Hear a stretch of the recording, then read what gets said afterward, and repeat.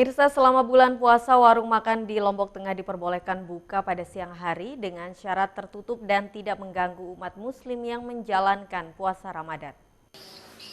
Warung makan di Kabupaten Lombok Tengah diperbolehkan buka pada siang hari. Hal ini dilakukan sebagai bentuk toleransi terhadap masyarakat yang tidak menjalankan ibadah puasa. Meski demikian, warung yang buka diharuskan tertutup dan tidak mengganggu ibadah umat muslim yang menjalankan ibadah puasa. Hal ini dijelaskan Kasat Pol PP Lombok Tengah lalu Aknal Afandi.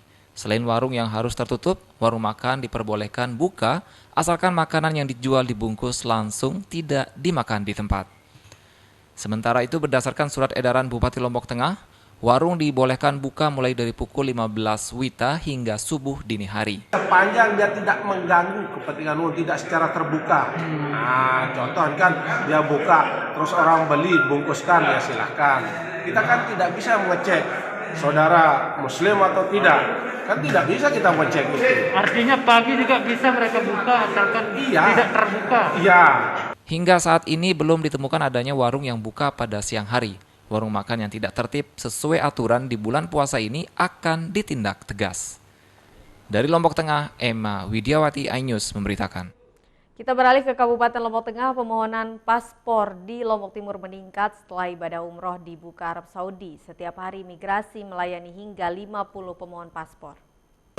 Unit layanan paspor kantor imigrasi kelas 1 Mataram di Lombok Timur mulai ramai dari pemohon paspor setelah sepi akibat COVID-19.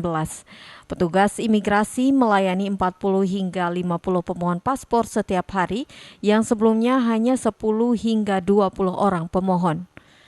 Peningkatan jumlah pemohon paspor ini setelah pemerintah Arab Saudi membuka pintu bagi jamaah asal Indonesia yang ingin melaksanakan ibadah umroh ke Tanah Suci Mekah.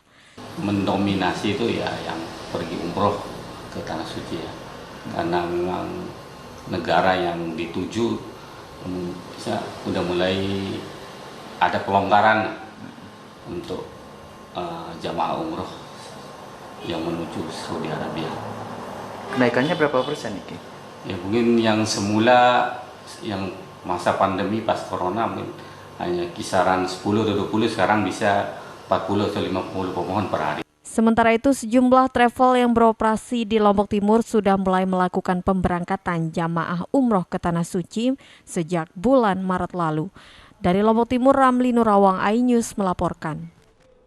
Pemirsa, pemerintah daerah NTB mendesak kabupaten kota mensukseskan program TV digital jelang diberlakukannya ASO pada akhir bulan April 2022.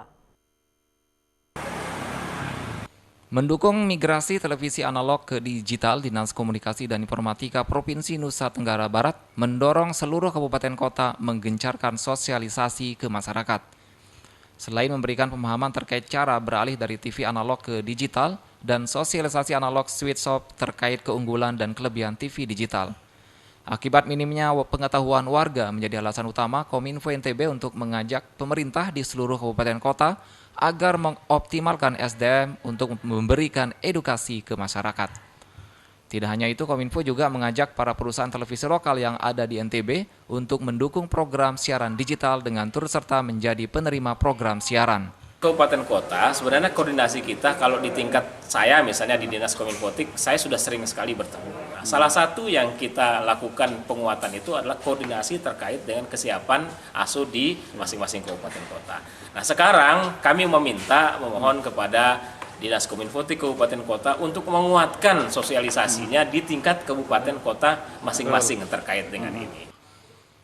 Optimalnya sosialisasi dan koordinasi ke warga tentang peralihan TV digital dan cara menjalankan programnya diharapkan dapat mempercepat migrasi analog ke digital, mengingat pemerintah akan memberhentikan siaran TV analog mulai 30 April mendatang.